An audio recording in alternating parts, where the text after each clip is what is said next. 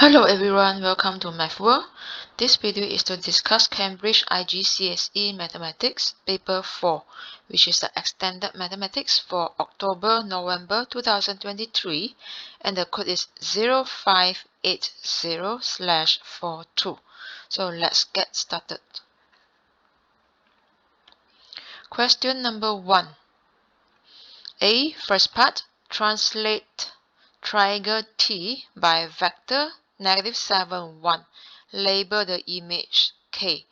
Okay, just for information, this -7 means that you are moving the triangle to the left side. Okay, left side for 7 units. And then the 1 here means you move upwards 1 unit because it's positive. But if it is negative, then you move downwards. Okay, so now let's translate the triangle. So 7 units to the left and 1 unit up. So now means that 1, 2, 3, 4, 5, 6, 7. Okay, then upwards 1 unit. So then here will be 1, 2, 3, 4. 4 units to the right. That means I will have 1, 2, 3, 4. This will be my point. Okay, and then 2 units upwards, so 1, 2. So means just need to join these 3 points to get the triangle K. So please join using ruler.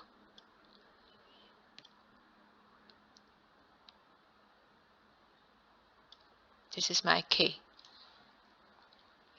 Okay, now part 2. Describe fully the single transformation that maps K onto T. So just now T to K, now K to T. Okay, so basically just now we moved to the left side 7 units and upwards 1 units. So for the K it will be just opposite, means that we move 7 units to the right side and 1 unit down. Therefore the vector is 7, -1. So this is translation.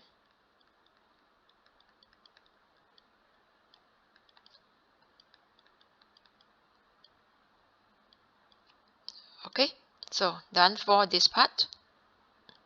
Now B, reflect triangle T in the line y equals to 4. So y equals to 4. Okay, so I will erase all this. Y equals to 4 is here. And now you need to do reflection. Okay, reflection is like the mirror. You treat this y equals to 4 as a mirror, then you get the image. So this point will be at the same point because it is on the line. And then it will be 2 units down. Okay, so here will be 2 units up.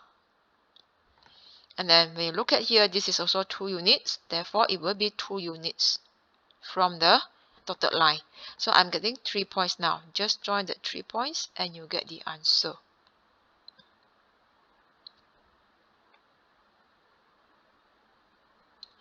Okay, so this is the answer for B. Okay, now part C. Rotate T through 90 degrees clockwise about 0, 0, about the origin. So when about the origin,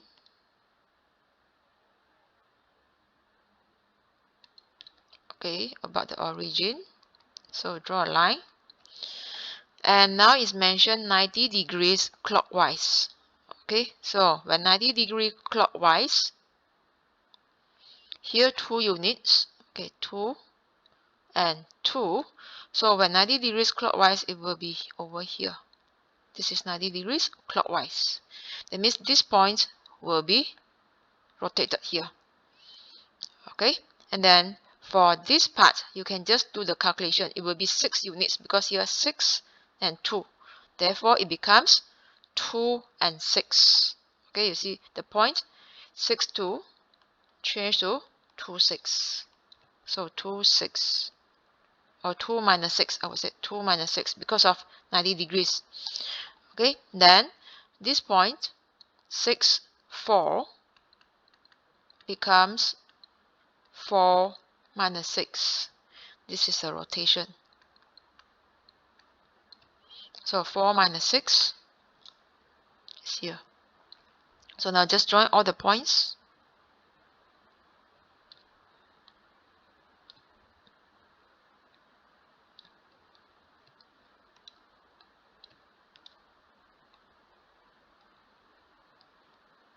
And this is the answer for C. Okay.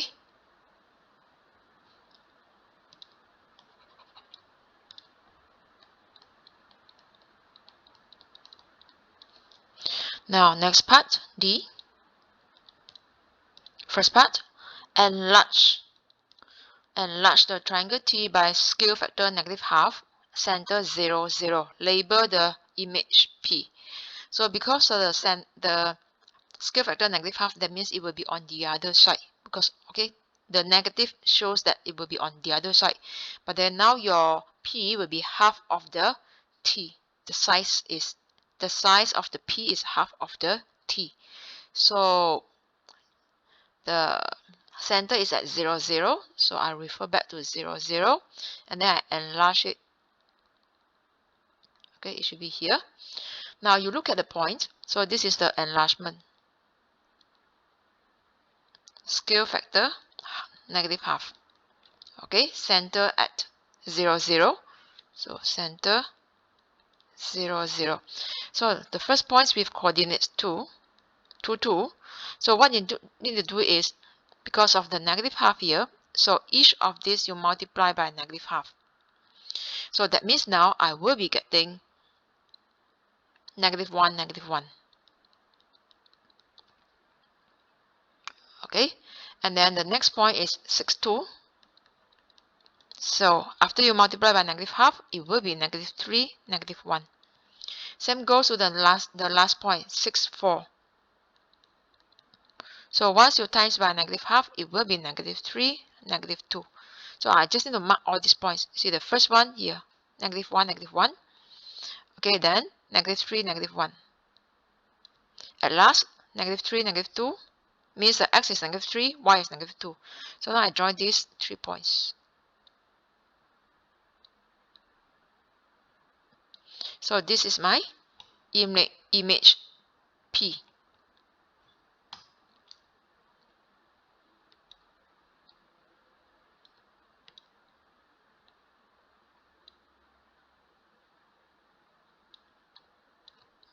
Okay, so done for this part.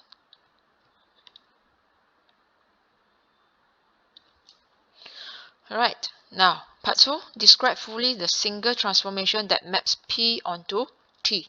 So from P to T, okay, just now from T to P, okay, T to P, scale factor -half, center 0, 0. So now from P to T, it is on the opposite side, but now your T is double of the P. That means it will be enlargement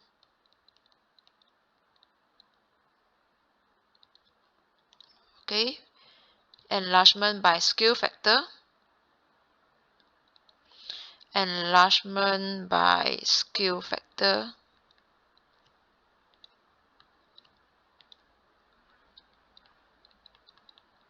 -2, with or at center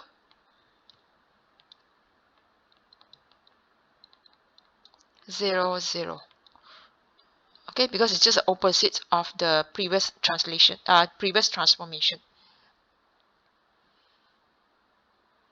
Alright, so that's all for question number 1. Now, question number 2a, Daisy records her 50 homework marks. The table shows the results. Write down the range. Range is basically highest value minus lowest value. Highest minus lowest. Okay, so from here, it shows that the highest marks is 20, lowest is 15. So range is 20 minus 15, which is 5. Now part 2, write down the mode.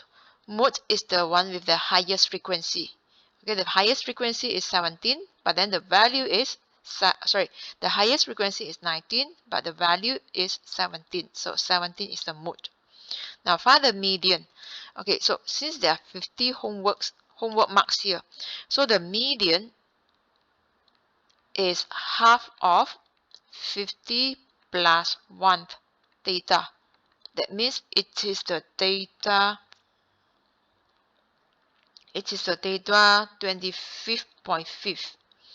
Okay, so how to get this? Now you get the total frequency. So this is the cumulative frequency, which is the total frequency. I would say is total is the accumulated frequency.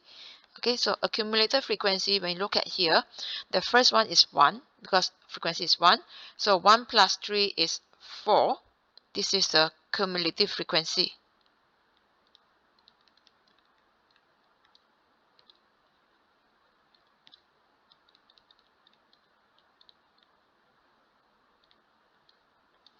So 1 plus 3 is 4. 4 plus 19, you will get 23.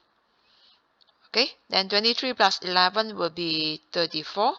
34 plus 10, 44. 44 plus 6, 50. So now your median is in this position, 25.5.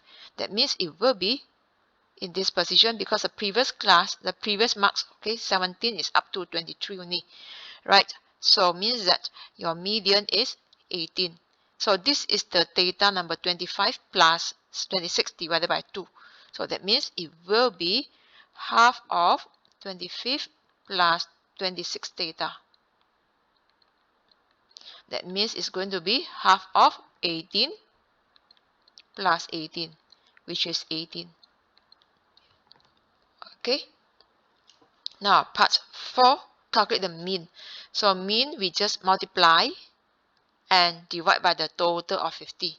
So just multiply, after that you add up all. So now I will write my mean is, just multiply 1 times 5, 15, plus 3 times 16,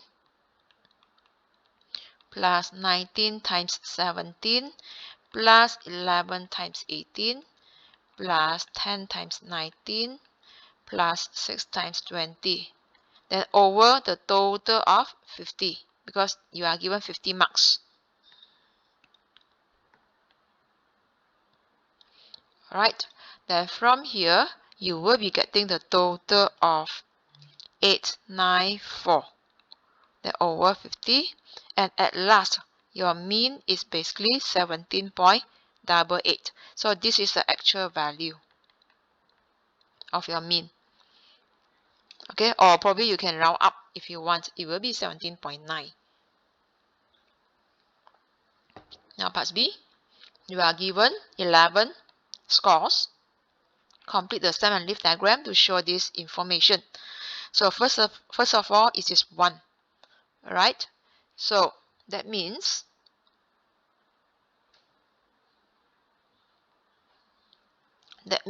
okay, it is 10 because it's mentioned here.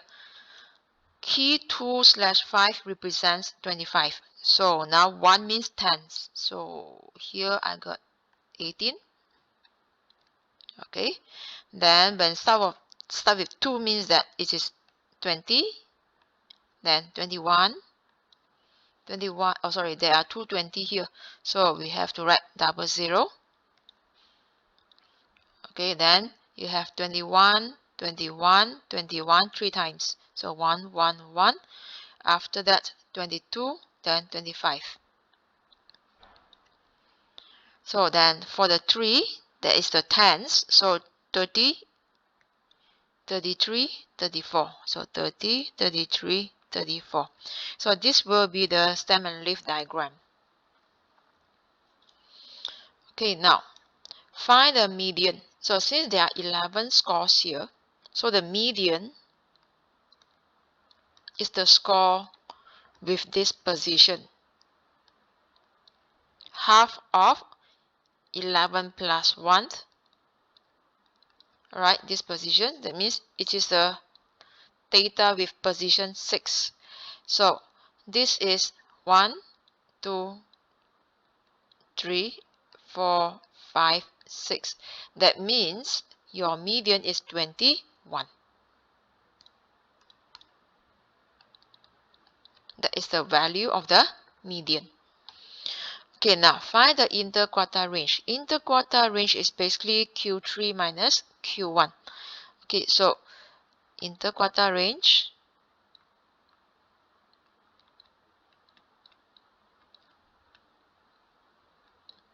is Q3, third quarter minus first quarter. Or I will say that it is the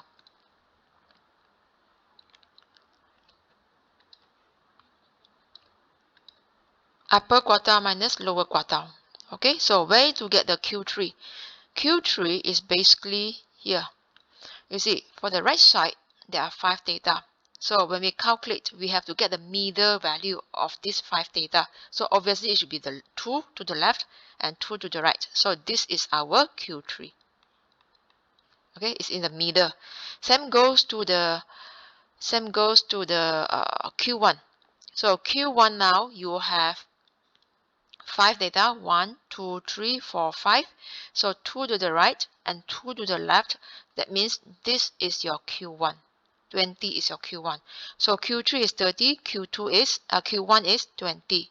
So I will write 30 minus 20. Therefore, the answer is 10. Okay, so we have done for this question 2. Now for question number 3a, the value of Priya's car decreases by 10% every year.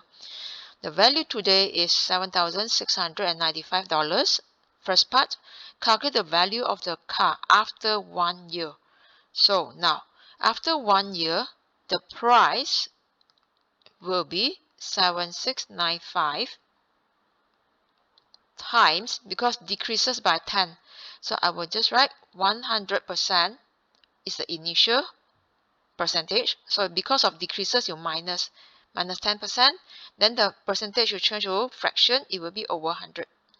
That means this is going to be 7,695 times 90 over 100, which is same as 6925.50. So this is the actual amount after 1 year. Now part 2, calculate the value of the car 1 year ago.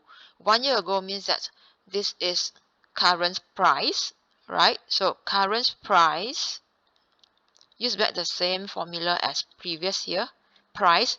This supposed to be the previous year, okay? So previous year we do not know. Let it be P times, always decrease by 10%. Use back the same formula, but change this to P. Okay, so from here I will say 7,695 equals to, this is 90 over 100. So I will just write 90 over 100 P. So now my P, okay, before I get the P, this 0 can be cancelled off. So this 9 over 10 will move to the other side, becomes times 10 over 9. So 7,695 times 10 over 9. This is the dollar sign. Therefore, you are getting 8550. So this is a price 1 year ago.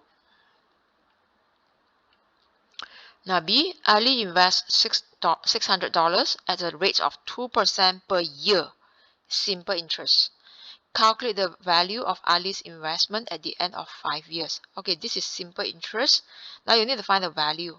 Okay, so now basically I need to calculate my interest first. My interest is I, which is PRT over 100. So now my P is 600. This is the P. Okay, this is R, and T is 5 years. So I just count the interest, the interest that has been earned first after 5 years, at the end of 5 years. So it will be 600 times 2%, so it's 2. Okay, the T is 5, then over 100. Therefore, you will be getting $60.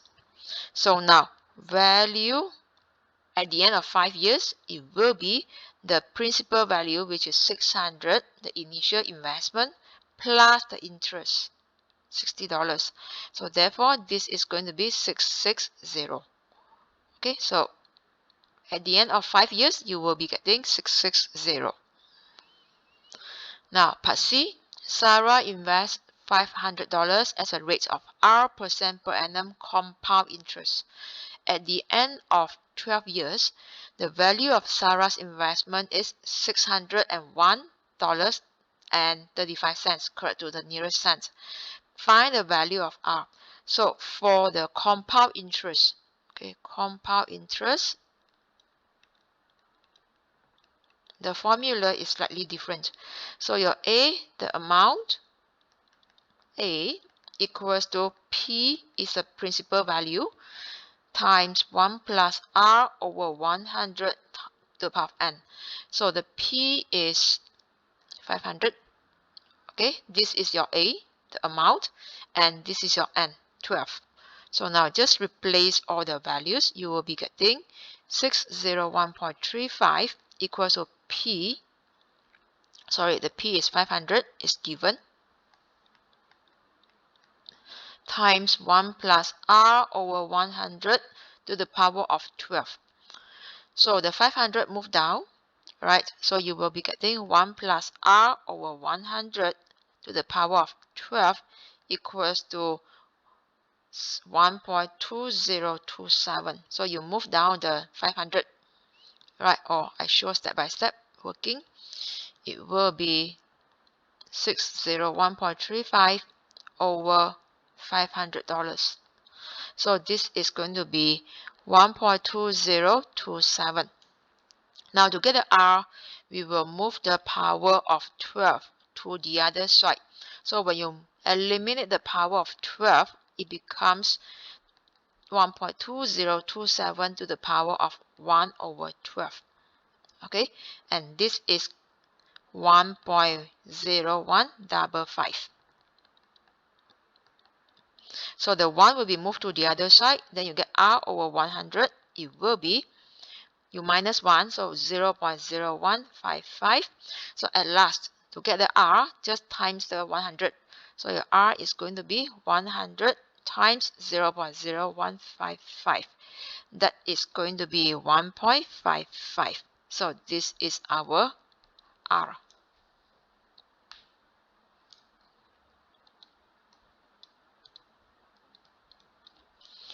Okay, now next question, D. The mass of a radioactive substance decreases exponentially at a rate of 3% each day.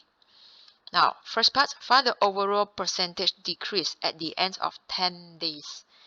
Okay, so to solve this question, right, you need to know the rate first. That means each day 3%. So we know that initial will be 100%. So you minus 3% over 100.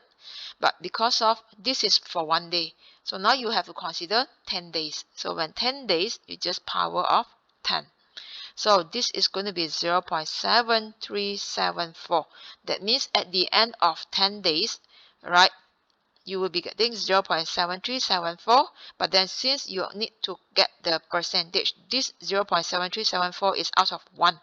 So now the percentage, overall percentage decrease, it will be 0.7. Okay, now this left 0.7374. Now you need to find percentage decrease. Therefore, it will be 1 minus 0.7374. Then you times 100% because initially it was 1. Okay, and now left this amount. So now when you minus, basically you are getting 26.26%. So this is same as 26.3%, which correct to 3 significant figures. Alright, so that is the percentage decrease. It has been decreased by 26.3%.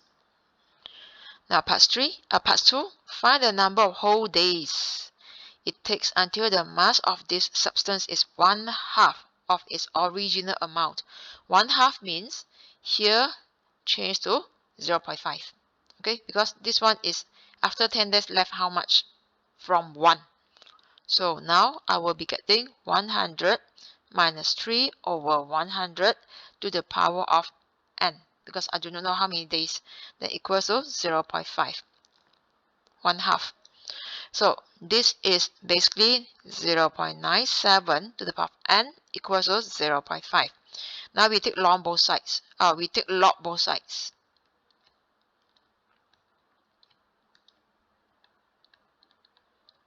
So when you take log both sides, you are getting this now. And then we have a formula. Log a to the power of b is b log a. So it means that this n is your b now. So you can bring it down. It will be n log 0.97, which is same as log 0.5.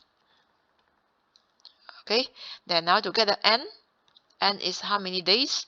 So it will be n equals to log 0.5 divided by log 0.97, and here you will be getting 22.76. But then when you read the question carefully, this is number of whole days. Now we need 22.76 days, means that the n should be 23 days. Okay, we need 23 whole days to make it happen. Okay, next question, number 4. The diagram shows a sector of circle that is made into a cone by joining OA to OB. The sector angle is x degrees, and the radius of the sector is 7.5 centimeter. The base radius of the cone is 1.5. Okay, you see, this 75 will be the slanted side. Okay, and now calculate the value of x. So from here, basically, we know that, right, this 1.5 is basically same as AB. AB means that is the arc length. So now I will start with arc length of sector AOB equals to arc length. Okay, that means this AB is same as arc length of this base. Okay, that means this is arc length of the circle, right? Which is the base of cone.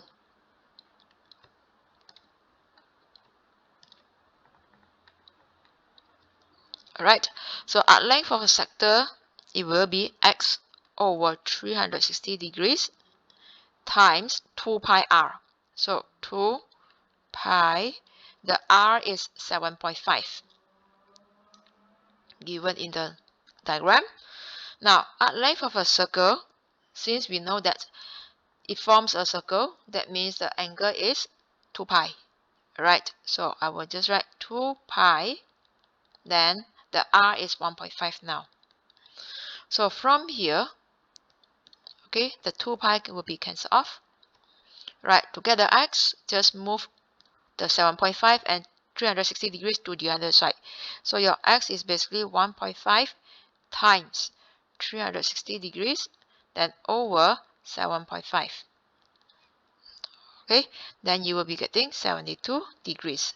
So basically your x is 72 degrees. Or because it's measured x degrees here, so I will just write 72. Okay, here x degrees. Okay, so now for B, you are given another diagram. The diagram shows a cylinder with radius 8 inside a sphere of radius 17. That means here is 8 and this is 17. Now, first part, okay, both ends of cylinder touches the curved surface of the sphere. First part show that the height of the cylinder is 30 centimeters. So you need to show this. It is 30 centimeters. Okay, so I let the height be h first. Okay, let height of the cylinder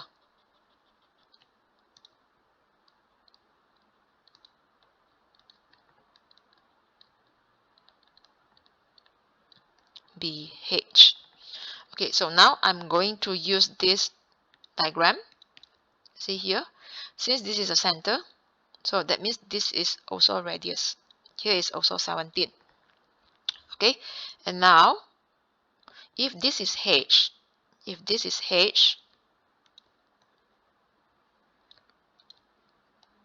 that means here is h over 2. Okay, then now I will just use this rectangle, this triangle to get my h. So I will just write here.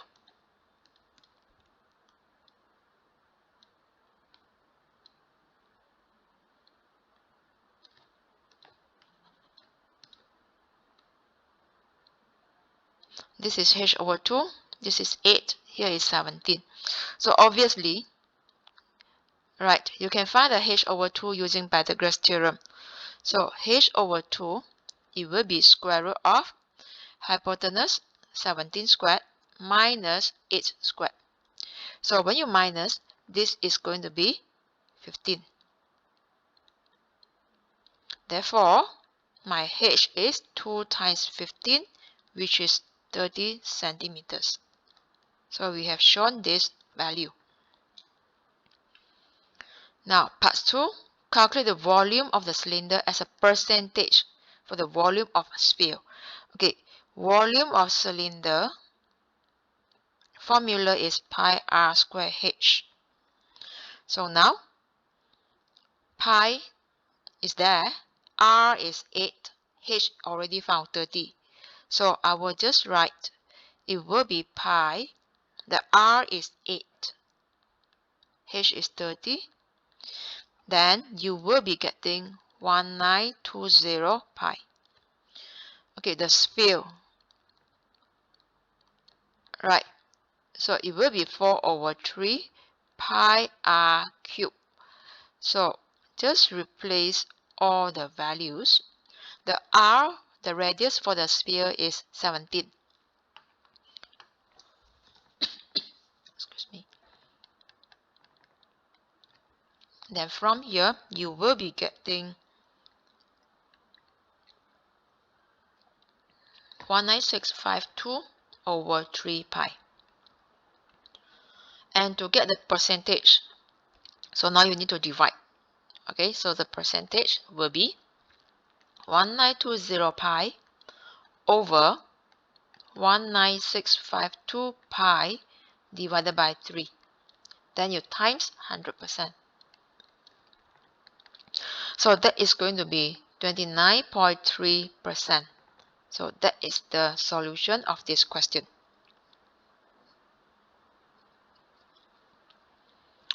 Okay, part C.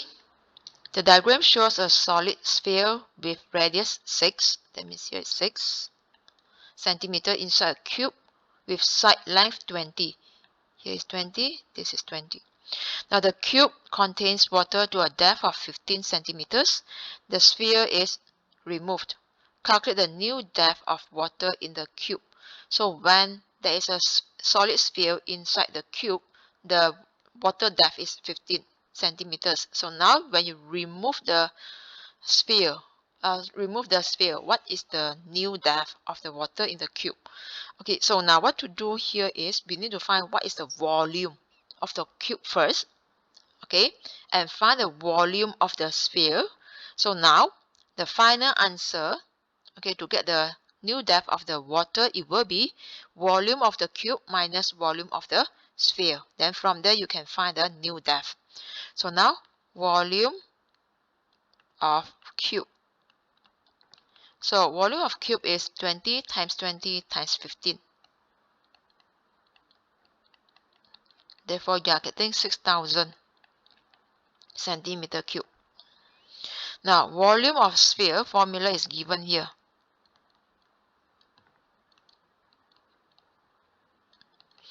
4 over 3. Now the pi, you can leave it as pi first. Then r is 6, so 6 cube. then this is going to be 288 pi. Now, for the new volume, it will be volume of the cube, 6000, minus volume of the sphere, because you have removed the sphere.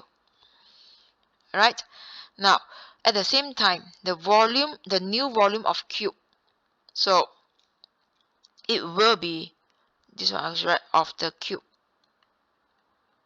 So this should be the base area times the depth. Okay, so I let new depth of the water in the cube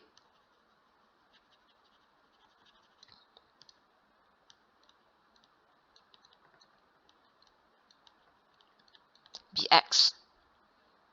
Okay, then I'm getting 20 times 20 times x, because it will be base area times the height, x. Then now this is going to be 6000 minus 288 pi. So to get the x, just move this 20 times 20 to the other side. So it becomes 6000 minus 288 pi over 20 times 20. Okay, then from here you will be getting 12.7. So that is your new depth of the water.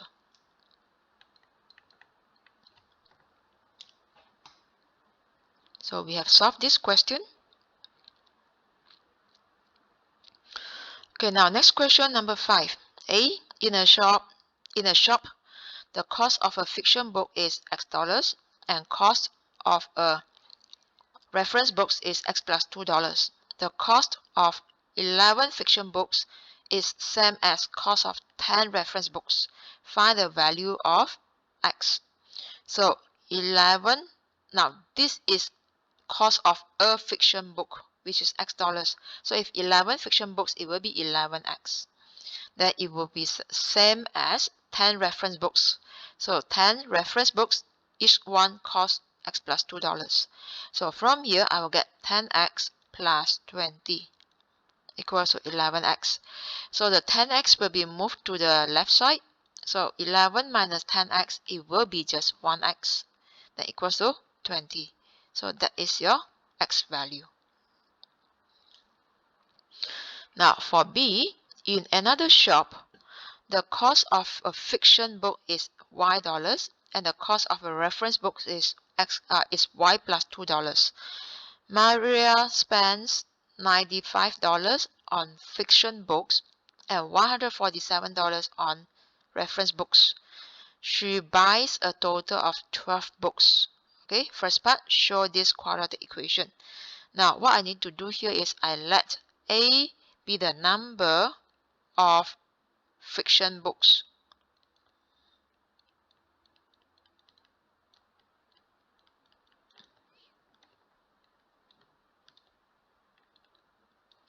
Okay, so now each fiction books cost Y dollars. So if she bought A books or A fiction books, that means it will be AY equals to $95.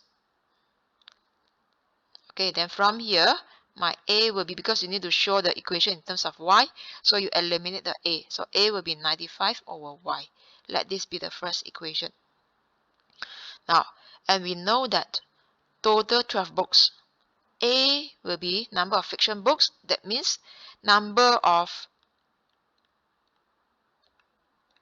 reference books will be 12 minus A. Okay, because the total books that she has bought is 12. A of them are fiction books. That means 12 minus A will be the reference book. Okay, so from here, I will say 12 minus A. Okay, or A, I just replace A by 95 over Y. So this is the number of reference books. Each book costs Y plus $2. And she has spent $147 on the reference book. Okay, then from here, I can just times the whole equation by y. Then you will get 12y minus 95 times by y plus 2. Then right hand side 147y. Then now what to do is just do expansion. So 12y times y, you will be getting 12y squared. 12y times 2 is 24y. Then minus 95 times y, you get negative 95y. Negative 95 times 2, it will be negative 190. Okay, then from here, I will just move this 147y to the left side and becomes negative. Then you will get 12y squared plus 24y minus 95y minus 147y minus 190 equals to 0. Then now simplify the second, third, and fourth term. So then you will be getting minus 109. You will be getting minus 218 y minus 190 equals to 0. Okay, and to show this equation, it is 6y squared, and now I'm getting 12y squared, so you divide the whole equation by 2. So it will be 6y squared minus 109y minus 95 equals to 0. So that is what you need to show.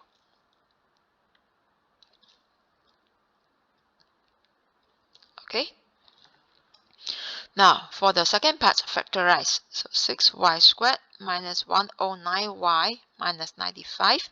So this, you can just use this method to factorize. To get 6y squared, I can say 6y times y or 3y times 2. So you have to find out. So this 95, it will be 19 times 5.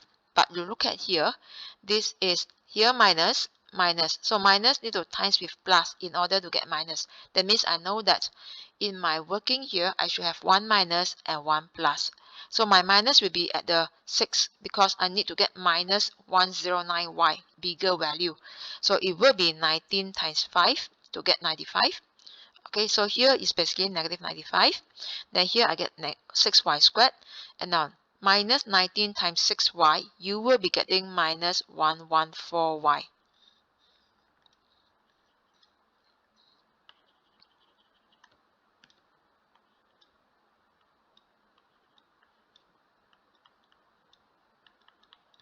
So 5 times y, it will be plus 5y. So when you calculate, right, so this is, when you calculate the total of the middle value, you will be getting negative 109y. Okay, therefore, your factorization just cross multiply. So it will be 6y plus 5 times y minus 19. So this will be your two factors. Now part 3, find the value of y. So now, when find the value of y means that you are solving the first part, solve the equation. So which means now I will just let 6y plus 5 times y minus 19 equals to 0. So product of two terms equals to 0 means one of them must be 0. So 6y equals to minus 5, y equals to minus 5 over 6, or y equals to 19. But then when you look at the y is basically the cost of the book, right? Therefore, it cannot be negative. So this one omitted or not accepted. So omitted or not accepted, that means your y is just 19.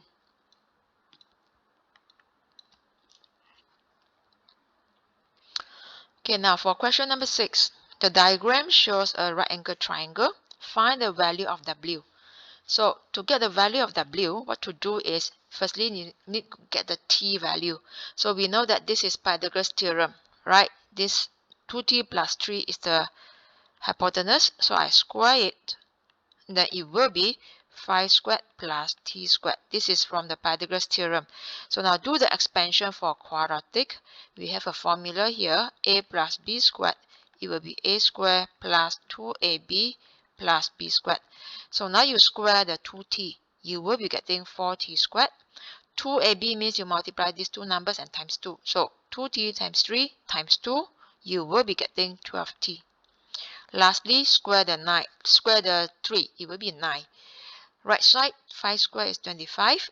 Copy the plus t squared.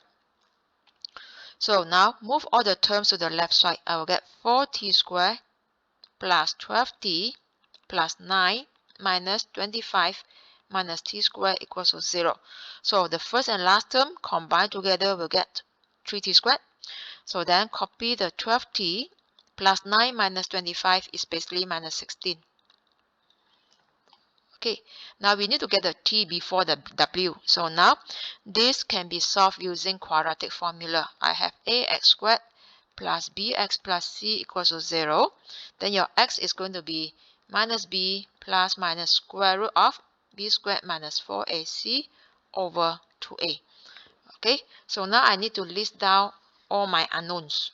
So that means my a is going to be 3, my b is 12, and my c is minus 16. So now t equals to minus b plus minus square root of b squared minus 4ac over 2a. Okay, so you replace accordingly. So then from here, when you calculate by positive, it will be 1.05505. And then when you consider the negative value, it will be negative 5.0551. So but then when you look at the table, the diagram here, obviously the t is positive value because it will be the height. It will be the dimension. So that means your t is 1.05505. Okay, I take this and I do not round up because this is not the final answer yet. Now what you need to do here is, since we have found the t and you are given 5, so we need to find the w. So the w, when you look at the diagram here, the right angle triangle, this t centimeters is basically the opposite side of the w degrees, and the 5 is the adjacent. So when opposite and adjacent, that is basically tangent. Okay, so I will just write tangent w degrees is t that we have found over adjacent side. Adjacent side is 5 centimeters. So just divide by 5. Then from here, your w degrees is inverse tangent of this fraction. So this is going to be 11.9 degrees. Okay, so we have found our w as 11.9.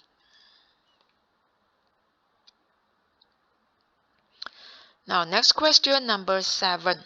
The diagram shows a right angle triangle PQR on horizontal ground. So that means this is on the ground. Now x is vertically above R and the angle of elevation of x from P is 21. Okay, let me label first. My 21 degrees is elevation of x from P. So join the P to the x. Elevation from x of x from P. Okay, because of from P, I label here as 21 degrees. Right? Here is 21 degrees. Okay, now XR is 22.8 meters. RQ is 7.1. So all these are labeled on the diagram. Now, first part, calculate the angle of elevation of x from Q. So of x from Q means I join the x to Q. Because of the from Q, so you need to find this angle. Okay. So now, what we need to do here is, okay, you look at the triangle, this triangle. So I will just redraw the triangle. It looks like this. So the 7.1, okay, this is 7.1.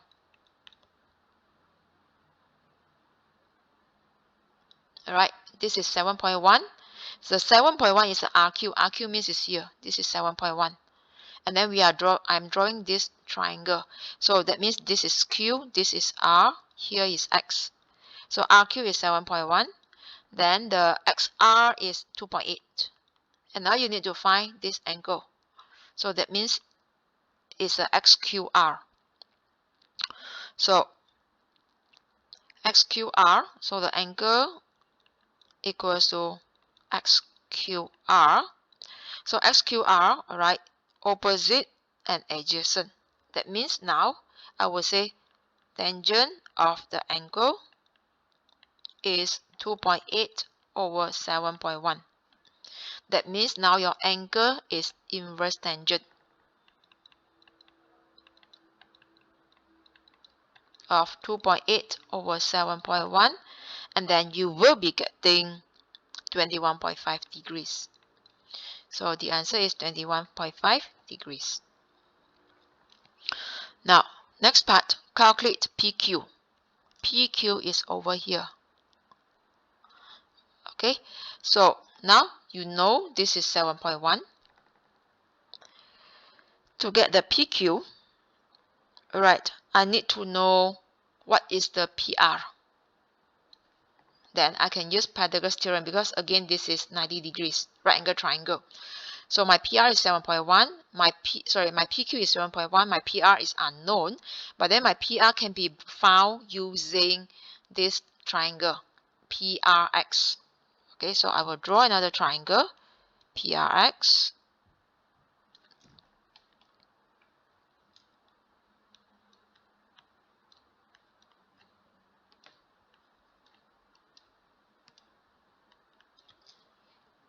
Then angle is 21 degrees. So the RX is given, XR is 2.8. So that means here is 2.8. And now I need to find what is my PR. So now again, my PR, okay, is the adjacent side of 21 degrees. The 2.1 is the opposite side. So I will write tangent 21 degrees is XR over PR. So my PR will be XR over tangent 21 degrees. So the XR is 2.8. Then from here, my PR is going to be, okay, I just leave it in this form. I don't want to recount. I don't want to round up. Okay, then you need to find PQ. So to find PQ, refer to this PQR. Okay, since here is 90 degrees, I will draw another triangle. Something like this.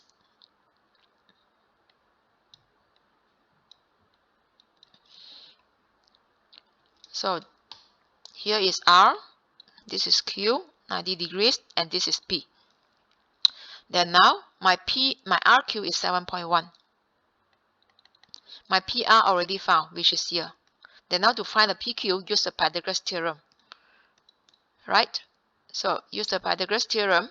So it will be PQ equals to square root of PR squared plus RQ squared. So PR squared is 2.8 over tangent 21 degrees squared it plus 7.1 squared. Then from here, you will be getting 10.18, which is 10.2, rounded up to 3 significant figures. So that's your solution for part 2. Okay, now part B.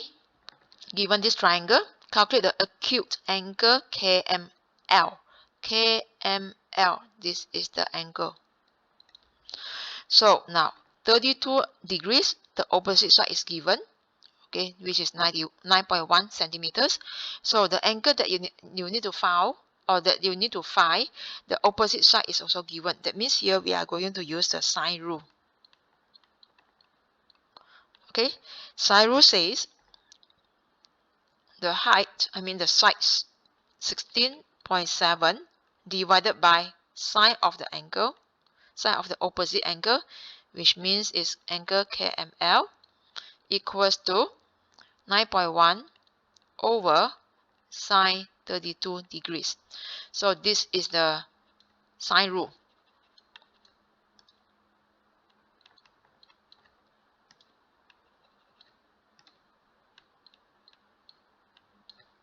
Okay, then from here to get the angle, use the cross multiplication. Right, probably I will just say I move up. I don't say cross multiplication. I move up this and move the rest to the other side. So that means it's going to be sine angle KML. Okay, move up, and then this whole term will move to the other side. It will be 16.7 times sine 32 degrees over 9.1. Then now, this angle of KML is the inverse sine of this multiplication. So 16.7 sine 32 degrees over 9.1. So this is going to be 76.5 degrees.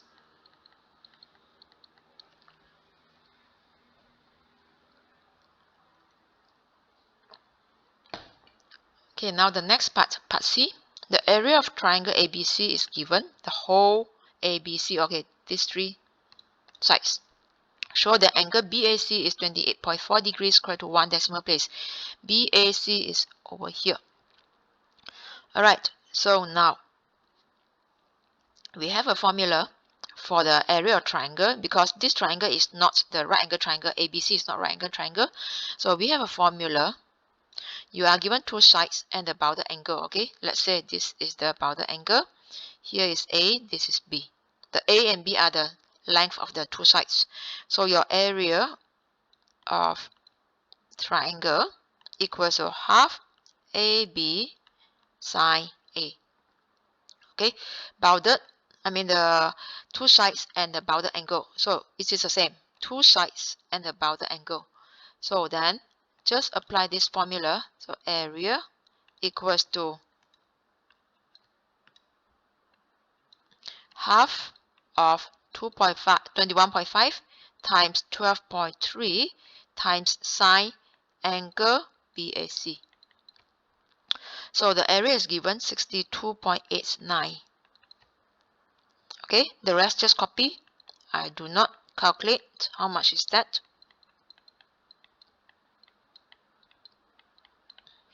And now to get the BAC, okay, I will just move all this to the other side, becomes division. So now my sine angle BAC will be 62.89 divided by all this multiplication. Then now my angle BAC, it will be just the inverse sine. This value is going to be 0.4756. So I will just write it is inverse sine of 0.4756. Then you will be getting 28.3984, and now you need to show it is one decimal place. So I refer to here, I need to decide what is this, then by referring to the next digit. Since next digit is 9, therefore I round up. So it will be 28.4 degrees.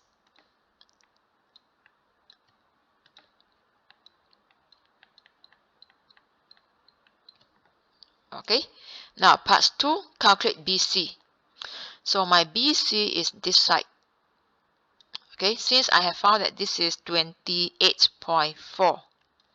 Alright, now to get the BC, I need to know, right, I can just use cosine rule because I have two sides, one angle. So I just use cosine rule because the BC is the opposite side of the angle. So I will write BC or cosine rule. Cosine rule says the opposite sides, which is BC squared, equals to square of the other two sides. So AB squared plus AC squared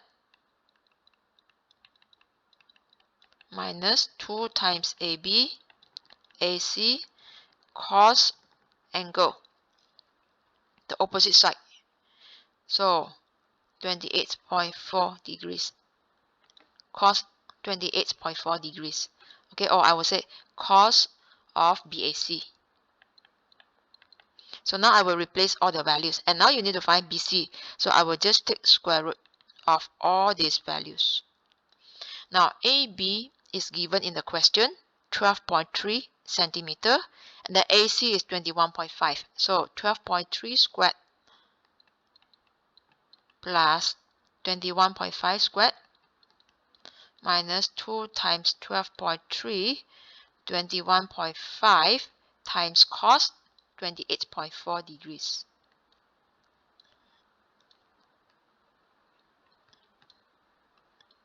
Then from here, you will be getting 12.1776 and round up to 3 significant figures, that will be 12.2 centimeters.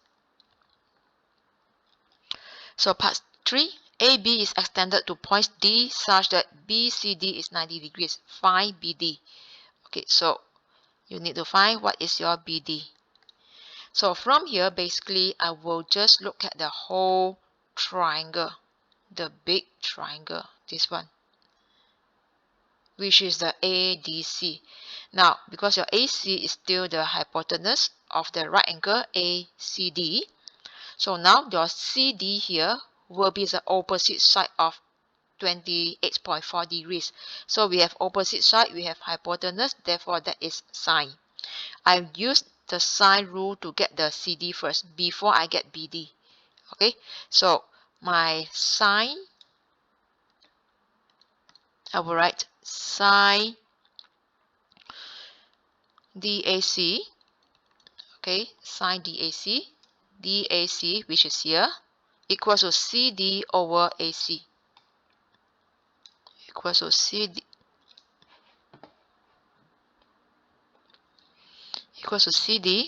over AC. And now we need to find CD.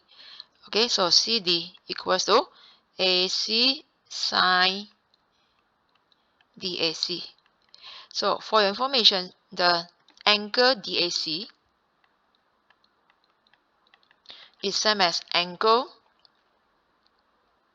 BAC. Okay, DAC same as BAC, which is 28.4. So equals to BAC equals to 28.4 degrees. So here I will write my AC as 21.5.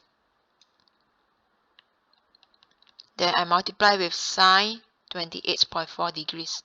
Then this is going to be 10.2259. So I have found the CD. So when you found the CD, to get the BD, again now you use Pythagoras theorem for the BCD. Okay, because just now we have found the BC. So I will write BD. Okay, or okay, before you find the BD, we have found, let me check. We have found the BC just now, right? So we have found the BC, and now we found the CD. Okay, then I can just direct use this triangle, the Pythagoras theorem. So BCD. So now angle BCD, triangle BCD. This is BDC. So BDC. Okay, so now BD is basically square root of BC squared plus minus CD squared. So the BC already found just now. I write 12.1776. You squared it. Or probably you can just take 12.2 squared, also no problem. Okay, so to be safe, you use more decimal places, minus CD. CD is this. So 10.2259.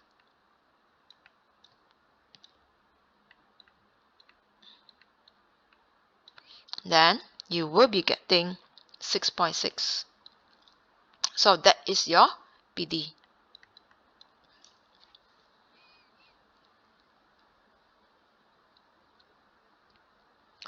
Okay, now next question, number 8. The diagram shows two fair dice. Dice A labeled 12236. Dice B labeled or numbered 23344.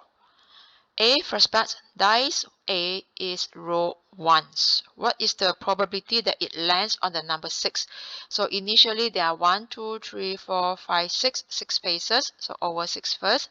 And out of these 6 spaces, they only has one 6. So the probability is 1 over 6.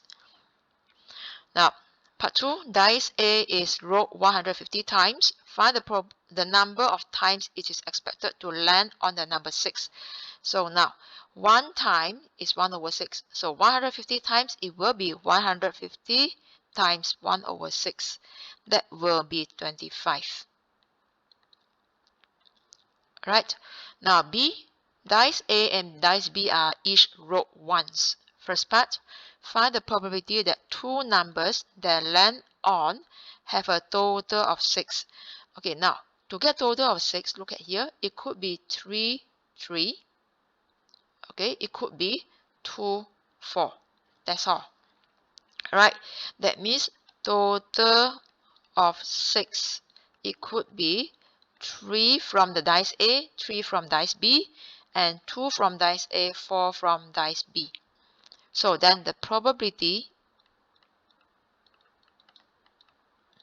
now to get 3 from dice 6, to get 3 from dice A, 3 from dice A will be 1 out of 6 because out of 6 faces, you only have one face that label as 3. Okay, here. So it's 1 over 6. And then for the second 3 is actually from the dice B. So from the dice B, right, we have 2 faces that label as number 3. That means the probability is 2 over 6.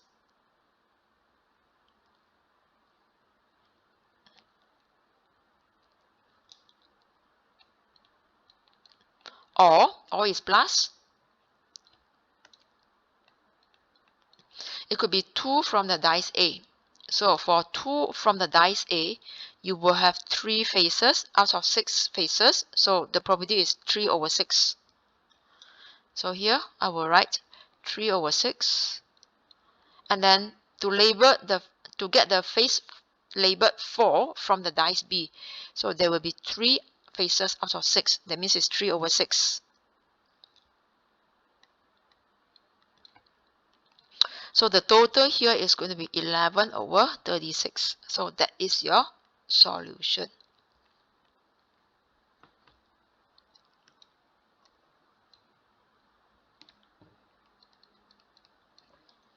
Now part 2. Find the probability that when two numbers that land on have a total 6, both numbers are 3. Because now we know that total of 6, it could be 3, 3, it could be 2, 4. And now you need to get just 3, 3. Okay, so the probability is basically 3, 3 is 1 over 6 times 2 over 6, then over 11 over 36. Okay, because out of these two cases, you are getting total 6, but now we are just interested to get both numbers are 3. So this will be the probability.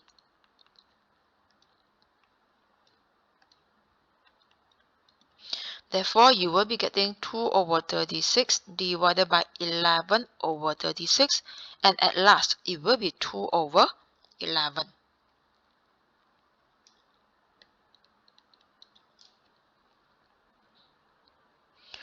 Okay, now for the next part, dice B rolled n times. The probability that on nth row, it first lands on a number 3 is 32 over 729. Find the value of n. Okay, so look at the dice B first. The probability of getting number 3 is 2 over 6. Right? So I will write probability of getting number 3 is 2 over 6. That means if you first get 3 is with this probability, that means, and you are getting this first number 3 on nth row. That means all previous n minus 1 row will not be not 3. So not 3. Not 3 will be 1 minus 2 over 6, which is 4 over 6. So the diagram is like this. Let's say this is the nth row. Okay, this is the first row. This is the first row, second row, third row, fourth row. The previous one will be n minus 1 row.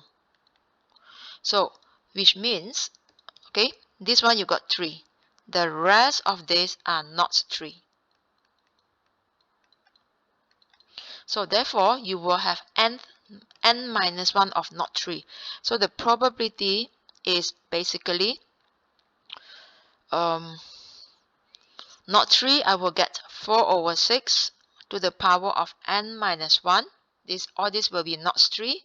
And then the 3 is 2 over 6. And it happens on the on the nth row. So then this probability is given as 32 over 729. Okay, now to get the n, what to do is 2 over 3 to the power of n minus 1 times 1 over 3 equals to 32 over 729. Now to get the n, this 1 over 3, you got to move to right side first. Okay, means that I times the whole equation by 3. So when I times the whole equation by 3, I will be getting 2 over 3 to the power of n minus 1 equals to 32 over 243. So I notice that this 32 over 243 can be written as 2 to the power 5 over 3 to the power 5. Okay, then from here I will say that 2 over 3 to the power of n minus 1 is same as 2 over 3 to the power of 5. So now since you get the same base, then I will just compare the powers. So it will be n minus 1 equals to 5. Hence my n is 6. So that's all for this solution.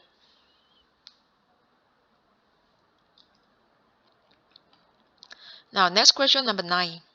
The diagram shows a curve of the graph. The graph crosses the x-axis at origin and the point A. Here, B is a maximum point. Firstly, differentiate. Okay, so differentiate 4x cubed minus x degree 4. When you differentiate x degree n, the formula is nx to the power of n minus 1. So now, therefore, when you differentiate this, the 3 move down and combine with 4. So I'll get 4 times 3x squared minus 4x cubed, which is 12x squared minus 4x cubed. That is my differentiation.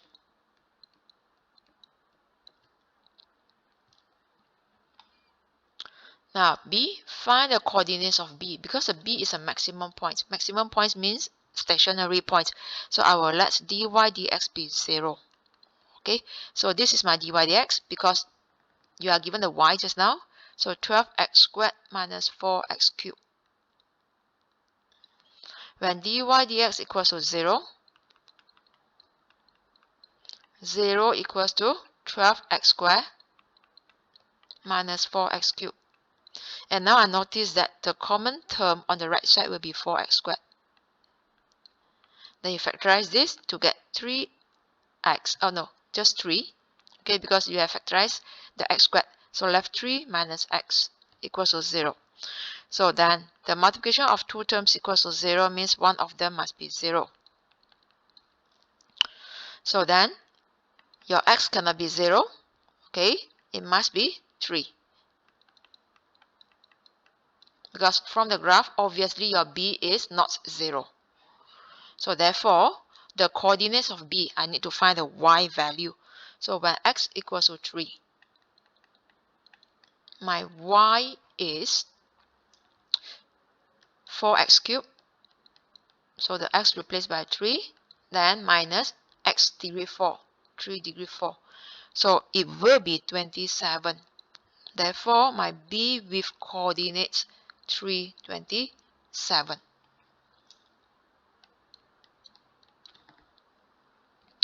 Now see, find the gradients of the curve at point A. So first of all, I have to find what is my A first, my x coordinate. Okay, the A is the point on the x-axis, that means at y0. So now I will write at A, my y0. So 0 equals to, my y is 4x cubed minus x degree 4. Then from here, you factorize the x cubed. Then you'll be getting 4 minus x. Now, when both terms multiplication equals to 0 means one of them must be 0. That means either 0 for the x or 4. But then your A is 4. Okay, so from the graph, right, it wouldn't be 0. And then now you need to find gradients of the curve. The gradients of the curve is basically dy dx. So x equals to 4, my dy dx from the previous part, you have found 12x squared minus 4x cubed. Just copy this first. And now replace the x accordingly. You will be getting 12, 4 squared minus 4 times 4 cubed.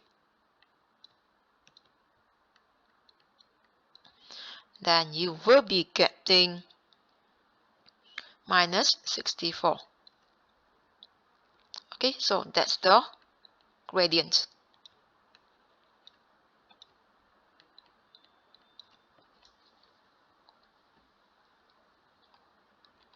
Now for question number 10a, ABCDEF is a regular hexagon. DF, DA, DB are diagonals. Okay, all these diagonals.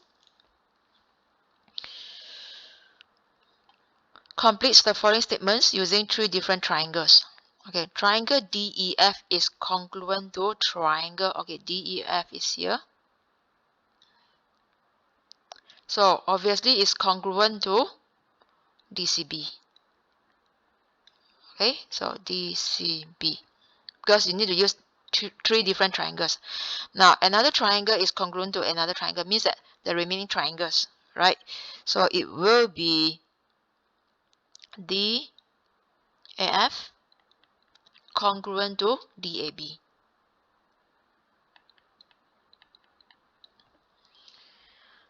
Now, part B. P and Q are points on the circle with center O. TP and TQ are tangents to the circle from the point T. Completes the following statements and reasons. In triangles OPT and OQT, so these are the 2 triangles, OP equals to what? Because each is a radius of the circle. Your OP is radius of circle. That means OQ is also radius of circle. This is your OQ. Right. Now OT is a common side. So here is a common side of the 2 triangles. So angle OPT is here, right? Equals to angle OQT, because this is a common side of the 2 triangles. So OQT, which is 90 degrees. What's the reason? Because tangent, so basically PT and QT are tangents, right? Because tangent parallel to radius. Sorry, not parallel, perpendicular to radius.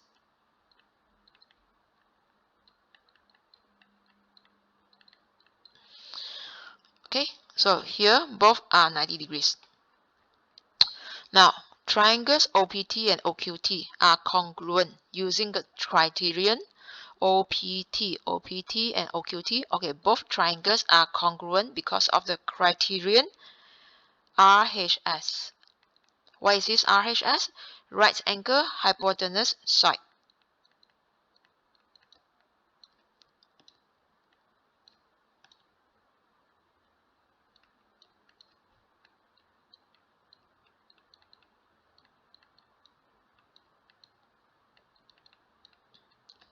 Okay, this proves that the tangents PT and TP and TQ are equal. Alright, so basically these 2 sides are equal. Okay, so done for question 10. So for question 11, given fx is 1 minus 3x, gx is square of x minus 1, hx is 3 over x, whereby the x is not equal to 0. Now A, find g3. So g3 means just replace the x by 3. So g3 equals to 3 minus 1 squared. So you are getting 2 squared, which is 4. B, find fx minus 2. So now replace this x by x minus 2. So replace the x. That means now f of x minus 2 equals to 1 minus 3 of x minus 2. So you will be getting 1 minus, just do expansion. So 3x plus 6. then that will be 1 plus 6, 7. So 7 minus 3x.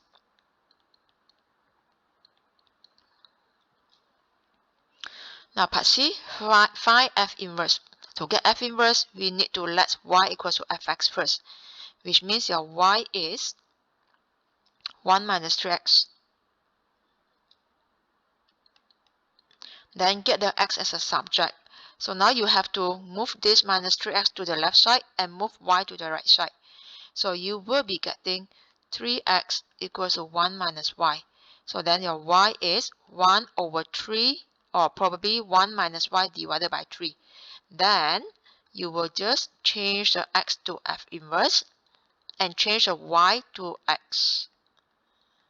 So this is your f inverse function. So for D, gfx minus gf times fx equals to these three terms.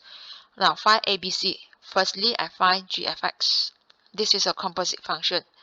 G of fx. So the fx is replaced by 1 minus 3x here. And then don't forget, your gx is basically x minus 1 squared. This is your gx. That means now, your x here has been changed to 1 minus 3x. That means I've got to change this x to 1 minus 3x. So then you will be getting at 1 minus 3x, then minus another 1 at the back. So this is basically minus 3x squared, which is 9x squared. So then fx times gx times fx. I calculate this first, or I find this first. So gx is x minus 1 square. My fx, 1 minus 3x.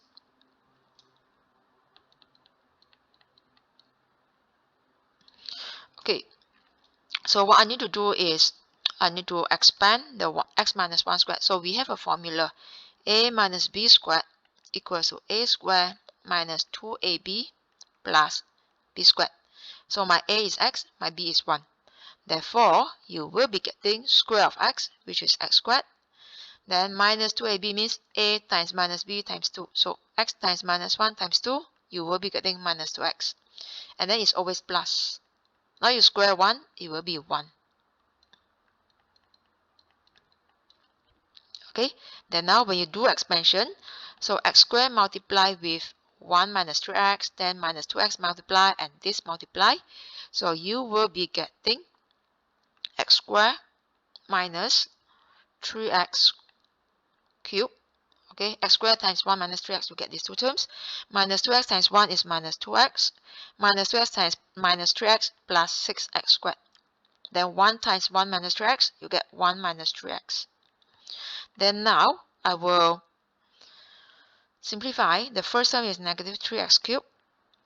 Then for the x squared, you will have 1x squared, 6x squared. Total will be 7x squared plus. And then for the x, minus 2x minus 3x will be minus 5x. At last is plus 1. So now after I have found these two, I will substitute into the question over here. Alright, and then I will do expansion. So what I need to do here is I will write gfx minus gxfx. Then equals to gfx is 9x squared minus all these terms.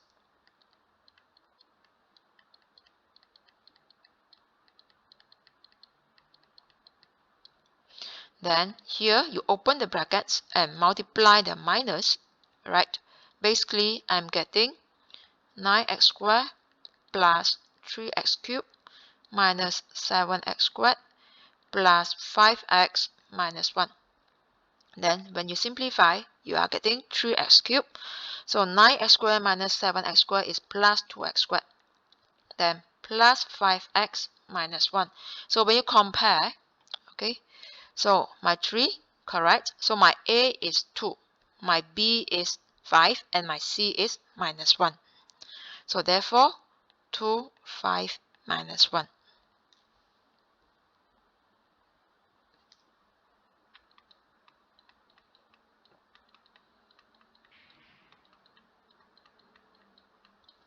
Okay. Now next question, E. Find hx minus fx, giving your answer as a single fraction in the simplest form. So hx minus fx. This equals to my hx 3 over x. Then my fx is 1 minus 3x.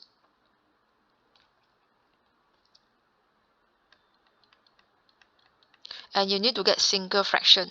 So for this case, we need to get the same denominator. So let it be over x for all. So it means that now here I times x and over x. Okay, so you will get 3 minus 1 minus 3x times x. Then now simplify, open the brackets. So this is basically, okay, I will just do expansion first. The x multiply first. Right, you multiply the x first.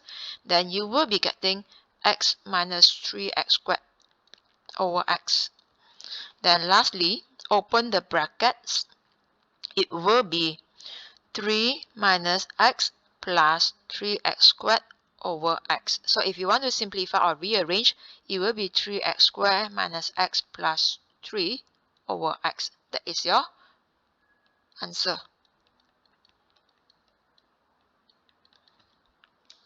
Okay.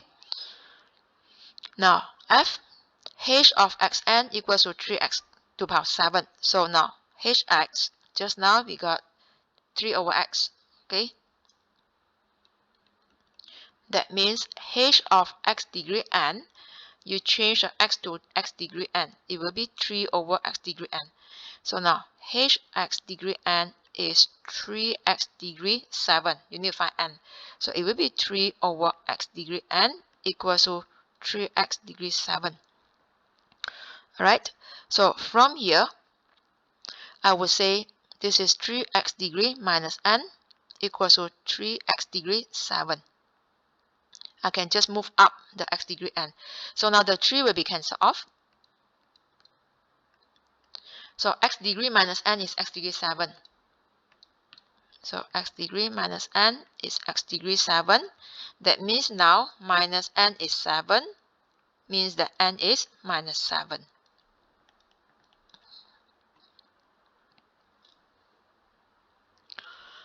Okay, now 12. Question number 12. O is the origin. A is the point with coordinates h1. This is h1. And then the B is with coordinates 2, 5. Write as column vectors. Vector OB. So vector OB, you can just get it from the coordinates, direct change. This will be 2, 5. Okay, so now vector AB. Vector AB is same as vector OB minus vector OA. So we can easily change the coordinates to vectors form. So OB is 2, 5. Then the OA is h1. So when you minus 2 minus 8, I will be getting minus 6. 5 minus 1 is 4. Therefore, minus 6 and 4 for the vector AB. Now, part B. Find the equation of the line AB, giving your answer in y equals to mx plus c. So, to get the line AB, we need to get the gradient of AB. So, MAB, for your information, if let's say you are given 2 points, x1, y1, B is x2, y2, the gradient is basically y2 minus y1 over x2 minus x1. Okay, so now you are given 2 points, h1 to 5. So I will write down the points first. A is h1, B is 2, 5. So now my gradient using the formula on the orange color. Okay, so now my MAB is 8 minus 1 over 2 minus 8. So you will be getting 4 over minus 6, which is negative 2 over 3. Now I will write y equals to negative 2 over 3x plus c. So to get the c, use either the a or b. So now I'm using a. That means 1 equals to negative 2 over 3 times 8 plus c. So my c is, by moving the negative to the left side, okay, then I will get plus. Then here, the total is basically 19 over 3. So therefore, my y is negative 2 over 3x plus 19 over 3. So that is my line AB.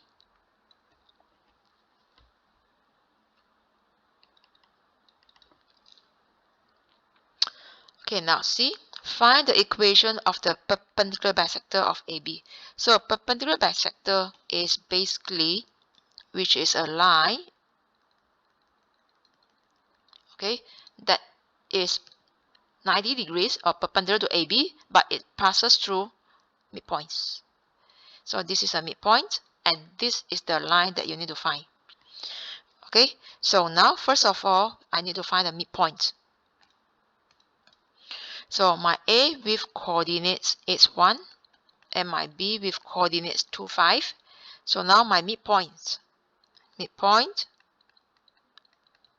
of AB, let's say M.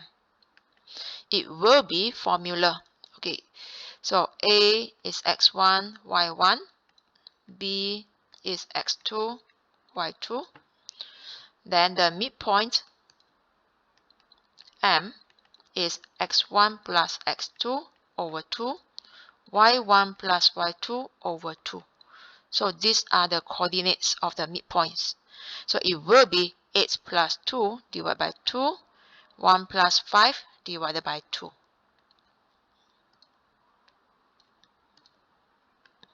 Then you will be getting 10 over 2 is 5. 1 plus 5 is 6. 6 over 2 is 3. Now, because of the perpendicular, okay, so M prime times MAB is minus 1. So now M prime is negative 1 over MAB. So the M prime is the gradient of the perpendicular line. So now MAB already found just now, negative 2 over 3. So it will be negative 1 over negative 2 over 3. So at last, this is basically 3 over 2. So now with this gradient and the midpoint, I can form the straight line. So y equals to 3 over 2x plus c. So replace the points with 5, 3. So 5, 3. 3 equals to 3 over 2 times 5 plus c. So your c is 3 minus 3 over 2 times 5. This is going to be minus 9 over 2. Okay, so at last, your perpendicular bisector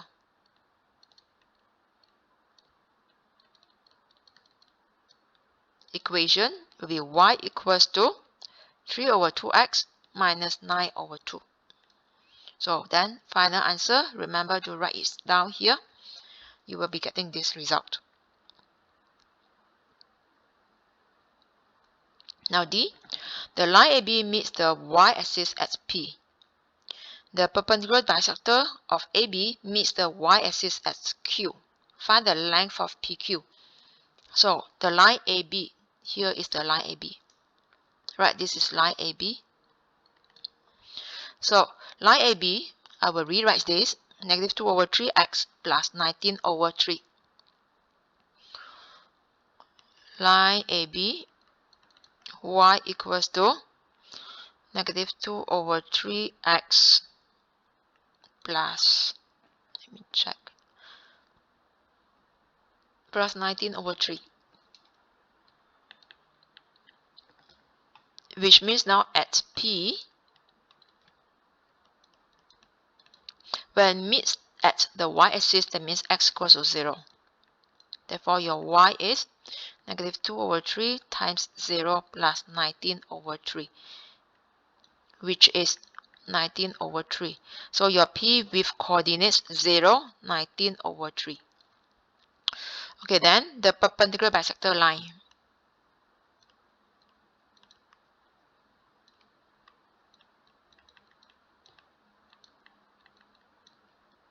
Y equals to 3 over 2x minus 9 over 2.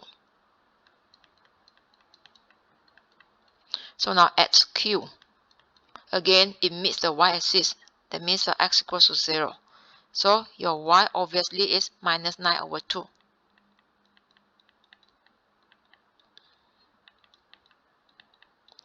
Okay, so now your points Q with coordinates 0, minus 9 over 2.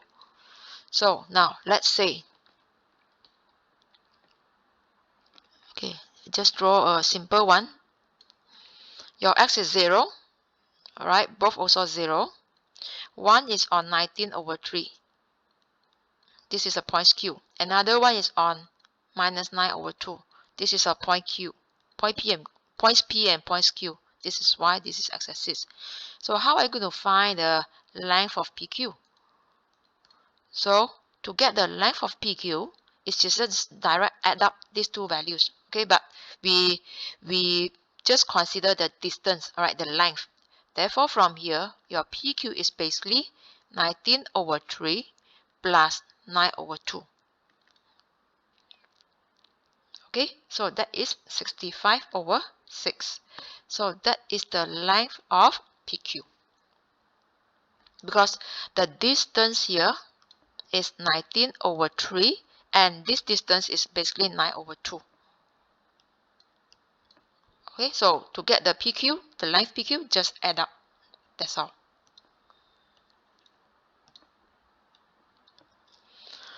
Okay, so we have come to the end of the video. Thanks for watching. Please like the video and subscribe to the channel and also share with your friends if you enjoy watching my video. Alright, and also stay tuned for more upcoming videos. Thank you. Bye.